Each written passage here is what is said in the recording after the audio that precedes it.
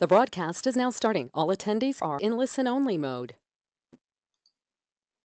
Hello, and thank you for joining today's webinar. My name is Christy Fitzgerald, and before we get started, I just wanted to just take a moment and encourage you all to ask questions throughout today's webinar. So today, you'll notice in the webinar panel there on the right side, there is a Q&A option where we will be answering all of your questions as they come in. And then as time allows, we'll also try to address some of these at the end of today's webinar as well. And so with that, let's go ahead and get started. So today we are here to talk about what it looks like to take control of your brand story, to really create a consistent, relevant advertising journey that allows you to move customers from really brand awareness to converters. So effective advertising and marketing really requires a technology that's built from the ground up with enterprise businesses in mind to really drive everything from ad impressions to product services and sales. So to do that today, we have Niels Kavik and Matt Myers joining us today from our Sprinklr Advertising and Solutions Consulting teams. And without further ado, I'd love to go ahead and pass this presentation over to you guys. Thank you, Christy, and thanks everyone for joining. This is Niels talking. I will be doing the first 10 minutes of this webinar, and then Matt Myers, who's our solutions consulting on the advertising business, will walk you through what this actually looks like in the Sprinklr platform. So hopefully you guys are excited to see that. But before we get started, I'll do a little bit of preamble here. So a little bit about the why. Why are we doing this? What we're seeing in the market from a lot of our existing customers is the biggest thing that prohibits people from creating a better customer experience from social advertising is connecting to what you already know about your customers. So connecting your customer data to paid social to deliver an improved customer experience. We're also going to talk about and break down some of the challenges that you guys are currently facing while doing your advertising process. There are very many stakeholders involved, from media planning to creative to execution and reporting. So we're going to talk about that. And then most importantly, we're going to see how some real advertisers were able to do this. So some good case studies for you all. And with that, let's get rolling. A little bit about Sprinklr before we get started. So this is Sprinklr. We've been doing this for a while, since 2009. We have a great partnership ecosystem. We have over 1,200 global enterprise brands as clients that do a variety of work with us. And we're very proud to have 42% of the Fortune 50 as clients. And you're not alone. So these brands on this screen use Sprinklr to manage their paid social with us, and we'll get into that in more detail, but just wanted to let you guys know that we are very well established in this field. Okay, let's dig in. So this is the what, right? So this is what we're going to talk about for the next 5 minutes. So we're going to talk about bringing your existing customer data to life. So taking data that you already know about your customers and using that to drive better advertising performance, but also drive a better customer experience. And then secondly, we're going to think about how you can become more effective as a marketer. Again, with a vast majority of you using manual processes and maybe a bunch of different point solutions that create a bunch of inefficiencies. We'll see how we can do it all in one place to make things smoother. And then based on a lot of customer feedback, I think we've seen in the market that it's not really just about media execution anymore. It's not about advertising sitting in a silo. It's really about customer experience management. So again, that'll be the layer we will sprinkle on top of this to make that leap from advertising into customer experience management. Okay, so at Sprinklr, we believe that advertising can be personal. So what does that mean? What that really is that we're seeing a shift from advertising being a behavioral-based activity to an identity-based activity. So if you think back on how digital advertising got started, it was really based on websites that people visited, and then how long they were there, what pages they were looking at, and then for how, and the customer journey was basically based off of which sites you visited and what you did. So it was very kind of behavioral-based targeting, and to many of you on this call today, that is probably still the case. A vast amount of digital advertising dollars is spent targeting people that have exhibited a certain behavior online or on your phone, on desktop or on mobile.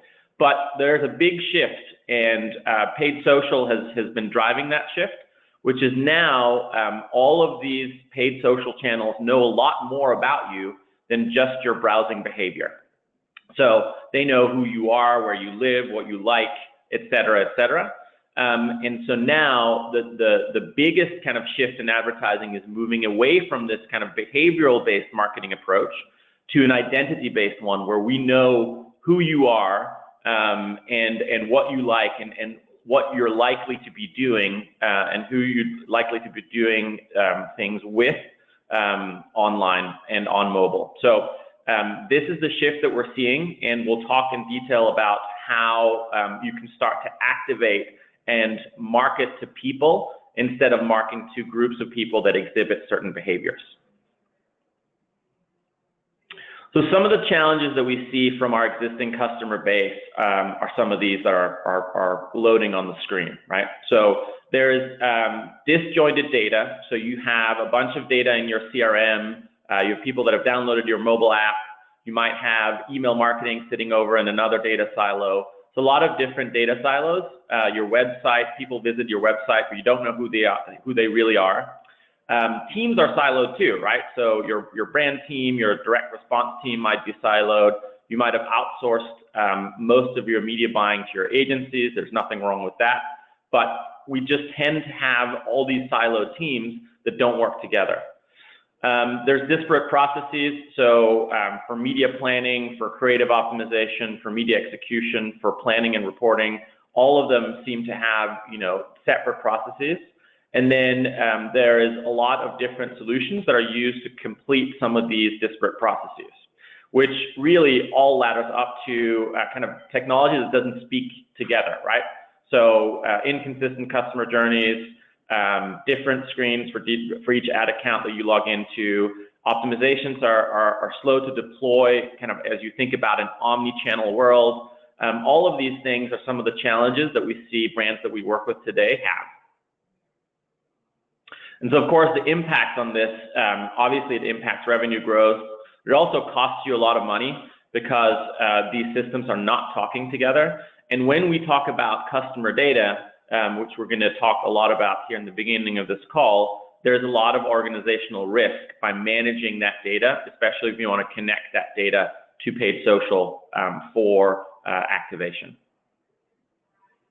So these are just a list of some of the digital customer touch points that you probably have today. So from CRM, email, mobile, e-commerce, website, social, offline, online, even social media listening data. Think about these as data silos, really. But the cool thing about having all of these data silos is that now what we're going to talk about is activating them in one place to then make your targeting a lot more powerful. So basically turning legacy systems into targeting powerhouses. So how does that actually work? Okay, so let me walk you through how that works, and then we'll look at a real customer example. So if you were able to connect your website data, your email marketing data, your CRM data, maybe you use social media listening, maybe you are a retailer or someone that sells products online, so you have an e-commerce store, maybe you have a mobile app. These are just examples of data that you already have on your customers that you can now connect to Sprinklr's audience product. What that allows you to do is that it allows you to take these audiences, segment them, get to know who are in these segments by automatically uploading these segments into the various social channels such as Facebook, Instagram, Twitter, Snapchat, and LinkedIn. And then use these segments that you have now created from customers that you already know to drive more efficient advertising. And then from those advertising efforts, whether that be video views or website conversions or social engagement, anything that you're trying to drive at, you can then feed back into those systems of record that you're already using on the customer data side. So it's basically a loop where you take customer data, you run it through an intelligent audience management system, you build audiences, dynamic audiences on the fly, you advertise to them based on what you know about them already, and then that effort then feeds back into where you got that data from in the first place. So let's look at a real example. So how it worked for Chipotle. So here are some of the data sources that Chipotle has and that they used in this effort with Sprinklr. So Chipotle.com, obviously their website.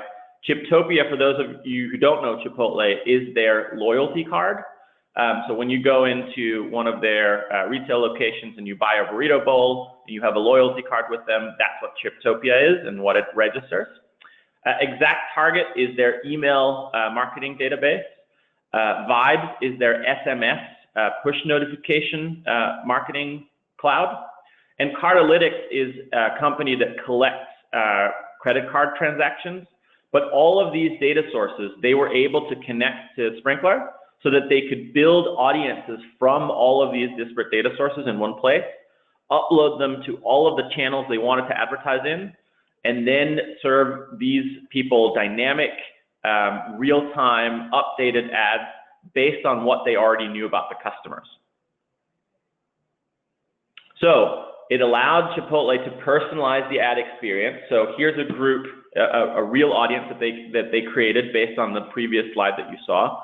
So they could take people who visited their website but had not yet subscribed to their email or to their SMS service, right? So they could create a unique audience to make sure that they were driving more subscribers, as an example. So the result of all of this was that Chipotle reported 3.2 million new signups to Chiptopia, which was the aim of the program, to drive more people to their loyalty program. And this effort contributed to 30% of all the transactions that followed that sign up, right? So that's a really powerful experience. You're creating audiences based off of your existing customer data. You're personalizing ads to them, and then you're dynamically updating those audiences based on consumer behavior, right? So these are not static audiences. These will move as consumers move from one loyalty ranking to the next. And so here's how we'll get into the demo here in about 30 seconds. But before we do that, here are the three main areas that we focus on at Sprinklr when we talk about social advertising and how that fits into your overall marketing strategy and customer experience. So we think about it as plan, execute, and report. So in the planning phase, you have your media agency, your creative agency, your strategy agency, all coming together to figure out, like, how are we going to reach these people with different messages on different channels. So Sprinklr has a piece of software that helps you to collaborate and plan with your agencies to do just that. Obviously, media execution, so taking those plans, bringing them to life without having to go into each and every single individual social channel and rebuilding that plan from scratch.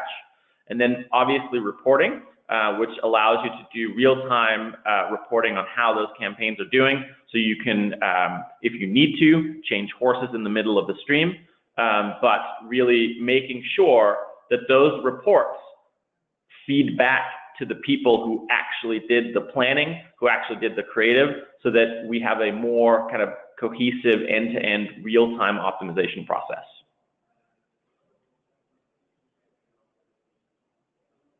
And with that, I will turn it over to Matt, who will bring this to life for you in a real-time look into what the Sprinklr advertising solution does.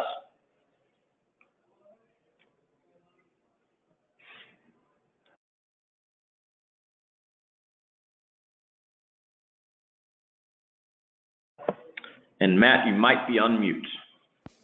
Good call. There it is. Thanks so much, Niels, for that great setup. So what we're going to do is really take a look at that flow that Niels just went through, the whole idea of plan, execute, report.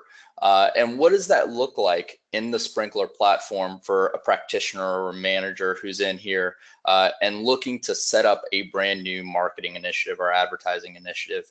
How do you go about that planning phase, that execution phase, and that reporting phase? And of course, what would normally be a few months worth of process, we're going to boil down to about 20 minutes here.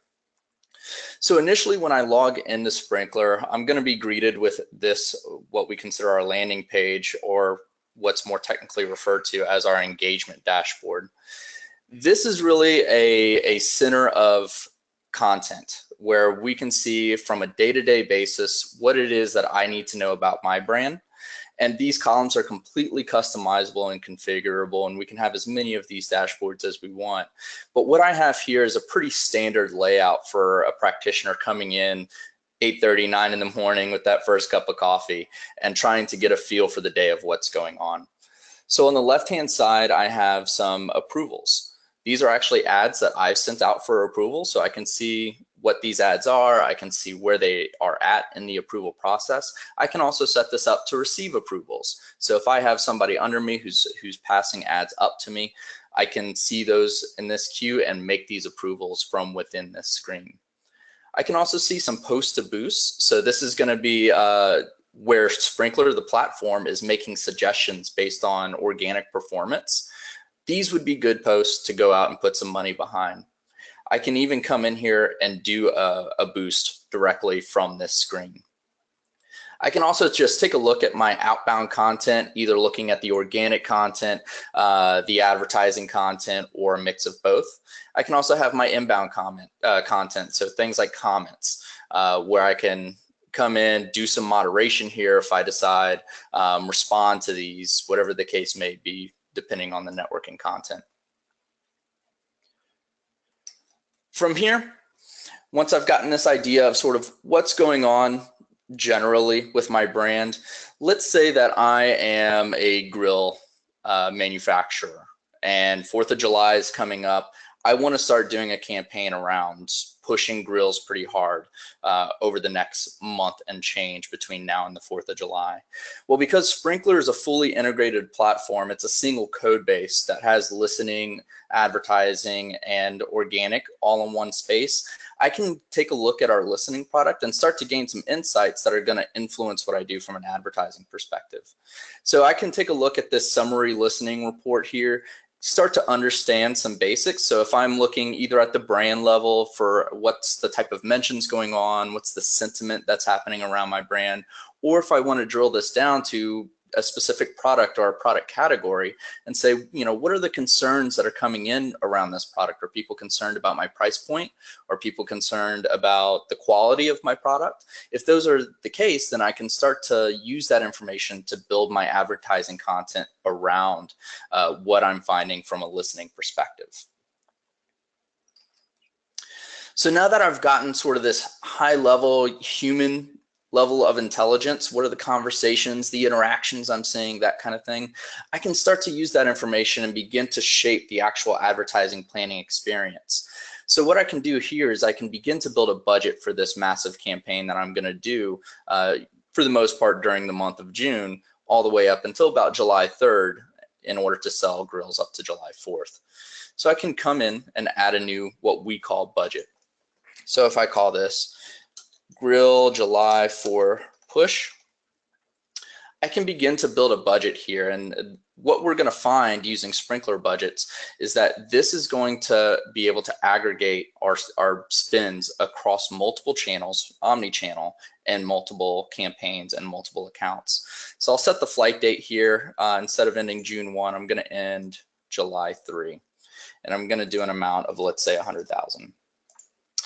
As well as, you know, we see definitely from our customers, they're really concerned of spending money too fast. If I have this huge $100,000 budget, it takes off really well at the beginning of June, and it might spend half my money in the first 2 weeks when I have 6 weeks to run. That obviously doesn't work out too well. I can actually set pacing options here to limit my spend at the daily, weekly, or monthly level to ensure that I'm hitting my milestones where I want to hit them. And the way that this works behind the scenes is that you'll see in Ads Composer, I'll actually assign a campaign to this budget.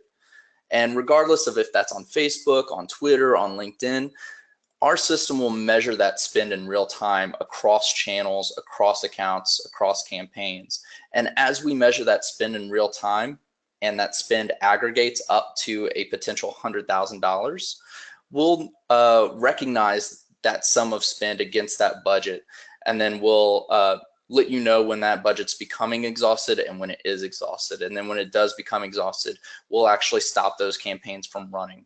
So while in the native channels, you have governance at the individual campaign level, we'll actually allow you to govern at sort of the advertising initiative level that sits on top of all of your campaigns. We also have some great governance here, especially when you have multiple teams, multiple brands that are working on different projects, to enable certain users to see certain budgets and to use certain budgets. We also have audit trails here to make sure if anybody's making a change on these budgets, that's all going to be recorded on who did it, what it was, when it happened. So I'm actually going to save this budget here, and now it's saved. So next up, taking a look at naming conventions. So this can be something where we've seen either there's some really intense naming conventions out there, or maybe more commonly, we see that there's a general idea of a way that the campaigns and ad sets or an ad variants, the names are structured, but there's no real system in place to really govern that. Or to be a system of record for this is how we do it. Well, not only do we have a system of record to say, this is how we do it, but the system will actually automate this name for you. So for instance, I can take a look at my standard convention here, and this is going to apply to Facebook. And what we're going to do is assign dynamic properties to say to Sprinklr, hey, when this value is selected, I want to input that value into the name. So for instance, I've said that I want for Facebook at the campaign level to automatically identify the objective, the start date, the end date, and I'm actually going to do a standard input of, let's say, grills and July 4. So this will now become a standard part of this name. And I can come in here and I can add additional dynamic properties to this. And I can do this at the ad set level where we can see gender and age are a part of this here. And I could do this at the ad variant level where I'm adding sequencing to this. So it'll add 1, 2, 3, 4, 5, depending on the number of creatives I have. And we can also add custom properties to this as well. So if you have specific categories or ways that you aggregate data, however that may happen, we can add custom properties to this, or even individual, let's say PO numbers or IO numbers or other internal numbers, whatever type of custom input you can imagine, we can put in here. So I'm going to go ahead and save this. And then as we go from our naming convention to ensure that consistency, we're going to start to think about our planning, right? So again, this is all part of our planning phase where we've got a budget that we're putting in play. We've got a naming convention that we're going to apply for this advertising initiative. Now we're going to start to look at building our targets. And using a lot of what Neil just described, this is what it looks like actually in the platform. So we can see what we have in terms of our one-click connectors here, where I have ExactTarget, Hybris, Shopify, and Website connected. We've also got several others that are here. And if you see a particular CRM or other type of data silo that you don't see here, we do custom connections all the time. So don't be too worried about that. But I'm going to move on to show, not just here are the connectors, but here's how we actually build that audience. So I'm going to name this audience Grill'em Intent Audience. So my idea here is that I'm going to use this audience to identify those people who have shown some level of intent with me, but maybe who haven't converted. So this is a really good mid-funnel type audience. And as we sort of expand that idea out, you can really start to build a customer journey around sort of those ideas of who are the actual people that haven't interacted with me to throw some brand awareness at them, who are the people that have shown intent with me, so that way I can either drive some engagement based or maybe even try to hit with a little bit harder conversion, and then who's at the bottom of the funnel that I really need to push with conversion or push into sort of brand advocacy. I'm going to do this for Facebook, but I can do this globally if I wanted, where I can send this to all networks, all ad accounts, and say spit a custom audience back at me. I'm going to start to segment this data. So what I've done, again, this is meant to be an intent-based audience, is looking at all activity on my website. So essentially anybody who's come to my website in the last 30 days. I can get more prescriptive on this to get down to the actual page level or get to a subset in the URL. But I'm just going to do all activity for now. And then I'm taking a look at people who have clicked through on an email that they've received from me in the last 14 days. So people who are subscribed, obviously, people who got the email, people who opened it, and then people who eventually clicked on it. So for me, this says these people have shown some level of intent for me. But I'm also going to layer on top of this an exclusion target. So I want to exclude from this list anybody who's purchased from me, and I'm going to do that based on my e-com in the last 14 days. And I'm also going to use Sprinklr Listening to identify people who I've identified as spammers. So any type of brand detractor, spammer, or anybody who would, or people who have had customer care issues that you may want to exclude from targeting, we can use Sprinklr Listening to help provide that. So cool, I've got this really nice, again, sort of lower mid-funnel target of people who have shown intent. Next up, now that I've got my targets, I want to start building my media plan. So this is, you know, when Niels talked about sort of those disconnected processes, I think media plans are probably one of the most common issues that we find. Hundreds of different versions over the course of months that get emailed back and forth. Very difficult to sort of manage and especially collaborate and govern on. Well, with Sprinklr's media planner tool, we do that all, again, inside the same platform to be able to plan all of this collaboratively with the ability to see this updating in real time, to leave comments, annotations, either at the plan level or at the cell level, and then be able to input any sort of custom estimations that you have, if you want to do custom equations for various KPIs that you might want to be looking to hit, but inputting where the channels we're running, the accounts this is going to come off of, the pages this is going to run on, our target audiences, which we're actually pulling out of the target manager that you're pre-building, estimating things like coverage, and then having, at this point, the agency put in, or if you're doing this all in-house, putting in some of your performance estimates to have that view in the media plan. Now, this is just a couple of lines here, but we can feed this with as many lines as would be desired. So that way you have all of this in a single space, and again, this is all able to be sent for approval as well, either at the column or cell level or at the plan level. So as you need targeting approved, you can do that, so on and so forth. And this gives you a really great view to do this all in a single space. So next up, we're going to look at execution, right? We've done our planning. We've understood what are people actually saying about us, how are they interacting with us. We've got some budgets in place. We've built some really cool and good targets, and we've put a media plan together based on all that information that we were able to collect within one platform. So first, we're going to start with building out the actual campaign. So I've selected my ad account by this point, and I'm able to choose my objectives on the left-hand side.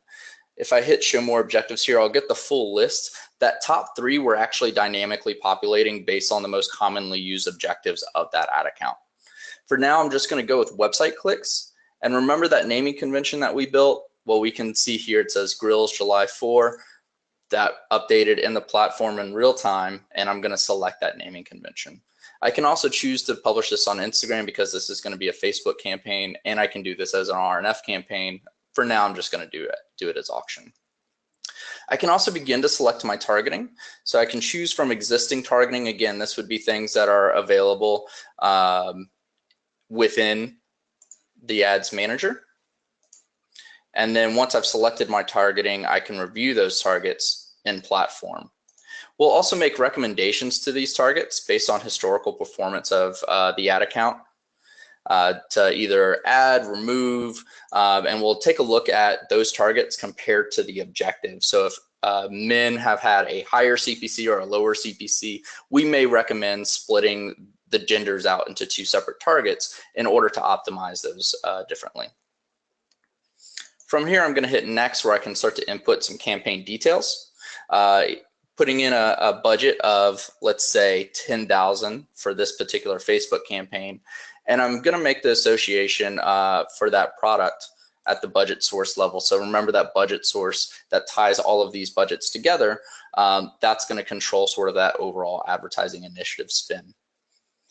And then at the ad set level, I can begin to fill all of this information out. So things like the flight date, the individual ad set budget, bidding and pricing, setting an auto CPC versus a manual, or CPX versus a manual CPX, day parting this, choosing what placements this is going to run on. And if I set all of this, I can set it at one time and that will apply to all ad sets, or I can configure these ad sets individually. From here, I'm going to hit next to be able to start to either select or build my creative. So I've pre-built this creative here. This would be something targeted to the male demographics in my targets. So don't be that guy, get a party hardy grill just in time for the 4th of July. And we can see this in whichever placement views we've selected in the ad set details.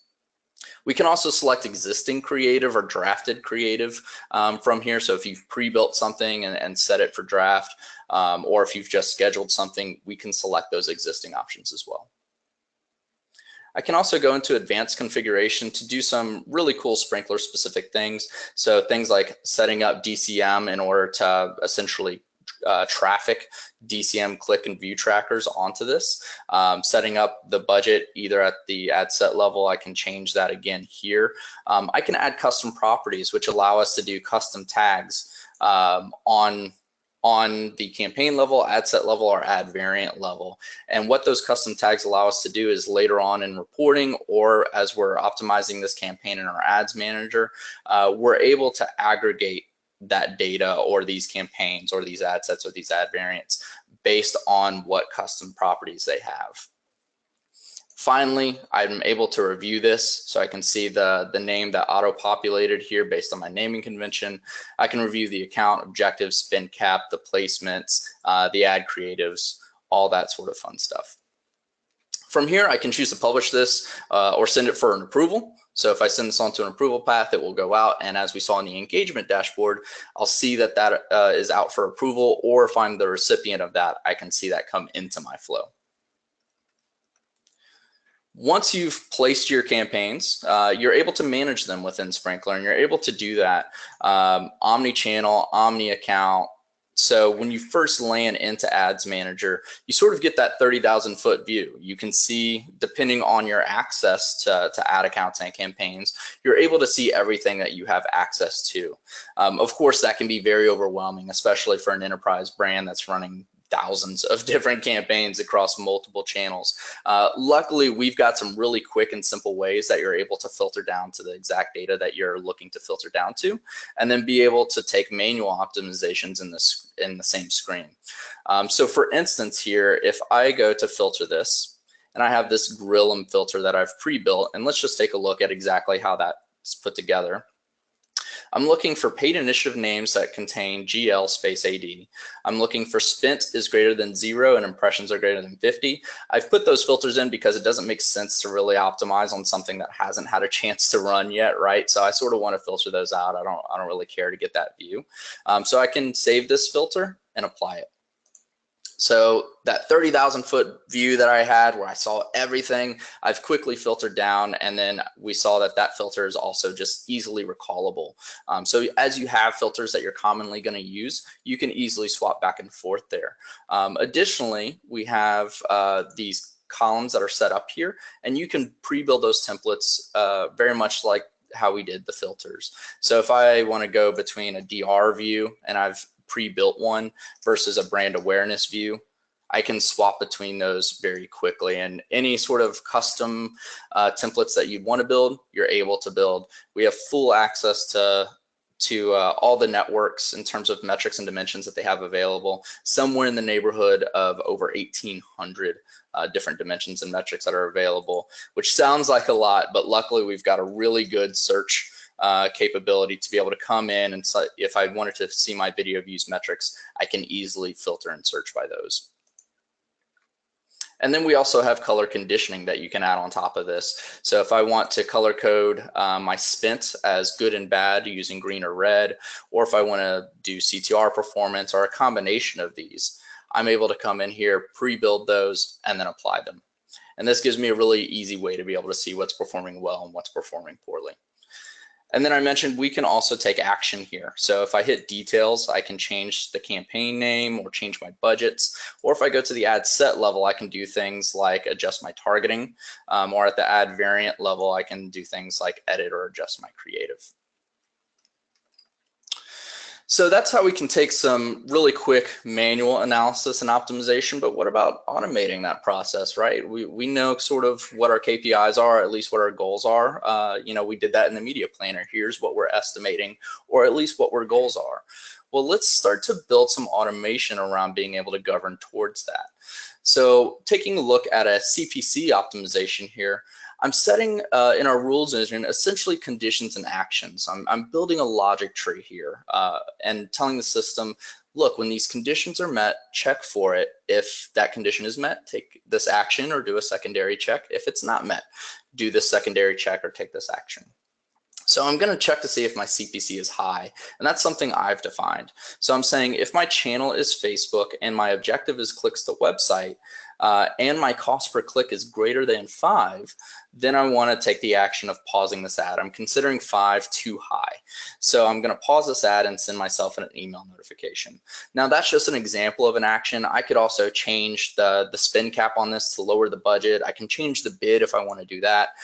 Really, this is going to be how do you optimize? And this gives you as the advertiser control over exactly how the machine is going to optimize for you. But if the CPC is not greater than 5, then let's take a look on the good end. So again, channel is Facebook, objective is clicks to website. If my CPC is less than or equal to 1, really good CPC. Then I'm going to send myself an email notification to notify me the rule has run, and I'm going to increase the spend cap on this budget by 10%. And again, that's just an example action. We can do all sorts of other things like increasing or decreasing the bid if I wanted to get more aggressive and really drive that CPC down below $1. But you have the ability to choose what that condition is and what that action is. So now I've gone through my planning stage. I've built my campaigns. I'm looking at them running in Ads Manager. I've got some rules that are doing real good for me and optimizing those on their own, taking some of that tactical weight off my shoulder so I can focus more on the strategy. Well, let's take a look at how we can get a better informed strategy through reporting. So if I look at my report here in Sprinklr, we have templated real-time reports. And what that means is you build a report once, and then that report auto-populates with real-time data after it's built. So you build that report once, and if it's a report that you like, that's the report that you can use forever if you want. And then these reports are easily clonable and editable, of course, and completely configurable. So what I'm seeing here is a number of different visualizations and widgets that are all very simple to build, and we'll take a look at that. But getting a budget overview, statistics, conversions, and the way that I have this particular report filtered is by looking at all of my ad accounts and all of my paid initiatives. But if I wanted to only look at a subset of accounts, I could simply click one of these checkboxes and the report would reload with just that data set. Or if I wanted to go in and add certain tags, so remember those custom properties that we mentioned back in Ads Composer, if I only wanted to look at my July 4th Grills campaign, right? The campaign that we've been planning and executing on. I only want to see this data for the campaigns that are part of that advertising initiative. It's a check of a box once I've applied that custom property to those campaigns. And then this entire report will reload omni-channel, omni-account, omni-campaign based on any campaign that had that July 4th grill tag. So I can come down, look at some different visualizations, and we'll actually dive in here and show how one of these is, again, very simply built. I simply choose a visualization, and then I choose the dimensions and metrics that this is going to populate with. After I've made those selections, the system does the rest, and it just very quickly spits out a visualization for you. Now, even better than that is we can dive into these to get a deeper actionable look at this data. So for instance, I see 18 to 24 performs particularly well for me when I look at results by age in terms of impressions. So if I click on this, I can actually start to break this down. I see that spike in data, but I want to know why. Why did that data spike happen? Well, maybe I want to look at the ad variant level. I click on this and it creates a new widget for me. And then I want to see, well, that, this is awesome. Which impression or which metric is important to me? Maybe it's CPMs. So what drove the lowest CPM in this demographic? Or what drove the highest CPM? So that way I know what not to do, right? So I can see here are my ad variants on the left-hand side, and then here's the CPC next to them. Now that can start to give me an idea of here's the material that doesn't work, right? So let me avoid this. And then on the flip side, let me see the material that does work. So that way I can do more of that. So this data suddenly becomes very actionable. And then because we're in the same platform, you can begin to take action on that immediately. And just to scroll through just a bit here, show some more of these visualizations. I can get a look at my demographics that this is performing well or poorly with. What days of the week does this happen to perform well or poorly in? Where by device is this performing well or poorly in? And again, these are all dimensions and metrics that I'm pulling directly from the channels. These aren't pre-built widgets, but I'm just making a couple of very quick selections to populate these. So whatever dimension by whatever KPI you want to split this into are just a couple of quick selections away. I can even break this down by creative element. So if I want to see what my top performing images are, what my top performing headers are, my top performing body text, and then again, I can click through on these and take the action of saying, well, maybe I want to see my top performing headers by reach, by gender, or by audience target as a whole, and begin to understand, well, maybe lifestyle images work better for women, and then maybe product images work better for men. And then I can begin to feed that back into the planning stage to drive better advertising. I can aggregate data in all sorts of ways. So if I want to see, day over day, how are things working for my grill campaign? Or I want to see week over week, how are things working for my grill campaign? I can make those quick data selections and switch up that data very easily and very quickly. Finally, we're going to take a look at a paid, owned, and earned report. So taking a look at my owned, paid, and listening all in the same report. Again, a unified platform where I can see, remember we looked at listening in the plan stage to identify what were my volume of metrics, what were my sentiment, what was the conversation happening. Well, I can see in real time as the campaign's happening, how did my advertising campaign affect my listening? How did it actually affect people beyond social? So did my mentions go up because I ran this campaign? Did my conversation change in the way that I anticipated it? Did the sentiment around my brand or did my product change because of the advertising and messaging that I put out?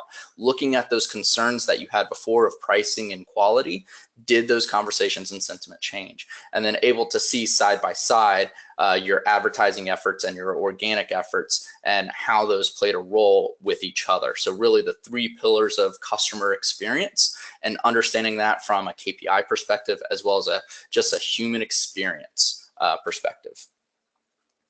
So we're going to talk real quick about a case where this actually happened. Here we go. So McDonald's used this unified platform to create mass personalization in their words, using marketing, advertising, research, and care all in the Sprinklr platform. And the way that they did this was they had a campaign where they ran advertising at the national level for two new sizes in addition to the Big Mac with the Grand Mac and Mac Jr. They launched this national advertising campaign. Then they used our care and listening tools to understand what were the conversations that were happening around the product and the campaign, what were the reactions to those. And then they started to develop some variant creative to that, and then actually use the platform to deploy that at the local level. So they started to look at the local markets and then deployed all of those variants to the local markets. And then within those markets, they started to understand in each market, what are the different variations of those creatives that worked individually. So they had a national campaign that was then very much supplemented at the local level by doing advertising initiatives that worked at a more granular level. And Paul Matson, Director of Digital and Social Engagement at McDonald's, had these very nice things to say about us, but ultimately came to the conclusion that Sprinklr helps them humanize their advertising at scale. So Niels, if you want to take it back and walk us through some of the takeaways from this call today. Sure. Thank you, Matt. That was a great view into the actual product, and I hope you all enjoyed it on the phone and on the webinar. So our three main takeaways from today is, as I began talking about, is for you to take social advertising to the next level, it's really important that you think about how you can connect all of your existing customer data to social. This will unlock that data and really drive business results. And then using a unified platform to collaborate with all the stakeholders that you have in your advertising business. So that sits across media planning, creative, research and analytics, et cetera, to become more effective. And then what you're really doing is you're driving a better customer experience. This is not just about media buying and media execution. It is really, helping your existing customer base feel as if you know them, and they then have a much better customer experience with you. So paid media execution, as an example, really can't be siloed from customer care anymore, as customers can really respond to you through ads. So those are the three main takeaways, I would say. And then I think what we're going to do is we're going to open it up for a little bit of Q&A. Yeah, thank you. So we do have a few minutes left for Q&A. So Niels and Matt, I have a few questions that have come in I think would be great. I'll let you guys kind of determine who should take each one. But a lot of questions around audience. So I want to start with those. The first is when you were talking earlier about custom data sources, someone asked, are there any issues with security when you connect these different data sources in Sprinklr? So I'll let one of you guys answer that. Yeah, sure. So I'll take that one. That's a great question. So one of the major concerns that you run into when you want to take your existing customer data and pull it into Facebook or Twitter or even Google is that, the people who own that data is like, hey, hang on, we're sending all this private information over to these channels. How can we make sure that that's done in a privacy safe environment? Well, today, what a lot of brands are doing is they're actually taking lists of emails, downloading it into Excel, chopping those people up into various segments based on what they know, and then manually uploading that data into the various platforms. Now, as you can imagine, that is a very unsafe practice. So what our audience product does is that it connects directly to the data source, let's say the email database, that you want to segment and upload into the social channel. So the data that is handled through that transaction is never stored in a way where someone can hack or steal that data. So to get slightly more technical, what happens is when we pull the data from, let's say, your email database, it's already hashed, and then it's hashed all the way through to uploading it to the social channels, and then it's unpacked on the other end. So no time will you ever have a security breach and risk of data loss and customer data from doing this process. Perfect, thanks. And then someone else asked if what you were saying was that they can create okay, if that they can create a custom audience and target people from an email list or past site subscribers via social ads. So she's particularly interested in what data can we take from Facebook or other social platforms? For example, would we be able to send emails to Facebook fans or followers, or does it just work the other way around? Aha, yes, that is a great question. So to answer that, most of the social channels are really interested, and this is how they built their business, of you sending them data. They are not so keen in sending data the other way. Wonder why? So really, you know, the best use case here is to take, let's say, dormant email subscribers or segments of people that are in your email database that you kind of want to reactivate on social. That's the way you get the most value out of that data. There's no way currently in the terms of services with Facebook that allows you to take that data out of Facebook and put back into your email database. There's one use case that I can think of which you could do that, which is if you are looking to drive more email subscribers through Facebook, through, let's say, their lead ads, you can capture people's email on Facebook, and they will, you know, if people accept, they will give you their email address on Facebook. You could then, in your email database, note that that email actually came from Facebook, AKA they probably are on there and they are engaged with you. So that would be my answer to that question. Perfect. And then last audience question was if Audience Match works for Snapchat and Pinterest. Yes, great. We didn't show that in today's example, but yes, the audiences that you create, you can also create on Pinterest and Snapchat. So it works across Facebook, including Instagram, Twitter, Snapchat, Pinterest, and Yahoo Gemini. And we will soon have the ability to do it on LinkedIn as well for those of you who are B2B marketers. Perfect. And then last two questions. So earlier, I think, Matt, you mentioned the DCM integration in Ads Composer. And there were a few questions that came in here. So I'm wondering if you can talk a little bit more about that. Sure. Yeah. So what we've done is we've created a really deep and full integration that is really two-pieced. So one is we've essentially eliminated the trafficking process. So as Neil said, a lot of what we've built in the platform is with the mindset of how can we eliminate the really cumbersome processes that happen even within a single in-house team, but especially that happens between a media agency, a creative agency, and a client. When you use the DCM integration in Sprinklr, what we'll do is through essentially a 5 or 6 step process, putting in some of your basic DCM details, you'll choose essentially how you want to build click trackers, whether you want to do that at the ad set level, or if you want to build unique click trackers for each individual ad variant. And it's literally a radial selection of which you want to do. But once you've made that quick one-click selection, we will build all of the correct click trackers and view trackers, if that applies to you, and apply them to those ads for you.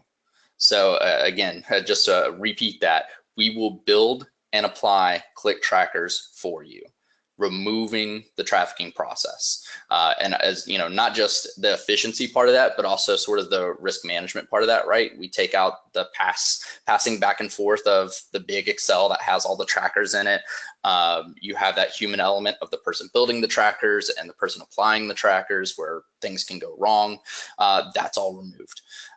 So that's sort of part one. Part two is we actually have DCM reporting as well in the reporting suite. So you're able to sit DCM data and social data side by side and actually do full attribution from the time that somebody sees an ad, and then what was the post-click attribution that DCM measured as a result of that ad. And you can see that from here's the DCM action that happened, and here's the social ad that I can attribute that to.